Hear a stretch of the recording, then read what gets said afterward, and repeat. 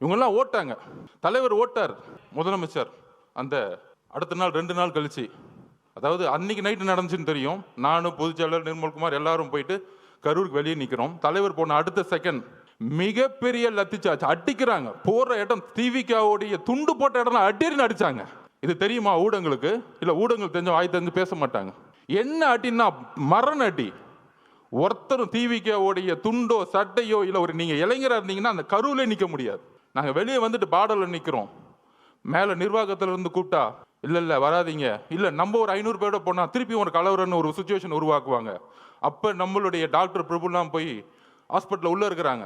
அங்கிருந்து நாங்க ஃபோன் பண்ணி கேட்டுட்டு இருக்கோம், என்ன ஆச்சு, இத்தனை பேர் இறந்துட்டாங்களா? அங்கிருந்து தகவல் வருது, பெரிய பெரிய ஜட்ஜஸ் இன்னைக்கு போட்டிருக்காங்க, கரூர்ல மெடிக்கல் ஹாஸ்பிட்டல்ல சரியான உபகரணங்களே கிடையாதுன்னு ரிப்போர்ட் வருது. ஏன் பக்கத்துல பிரைவேட் ஹாஸ்பிட்டல்லாம் சேர்க்கல?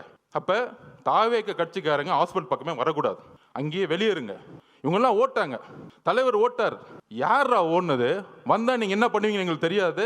75 வருஷம் கழிச்சு உங்களுக்கு சூழ்ச்சி என்னன்னு தெரியாது. எம்ஜிஆரையும் ஜெயலலிதாவையும் சூழ்ச்சி பண்ணி என்ன பண்ணீங்கன்னு எங்களுக்கு தெரியாது.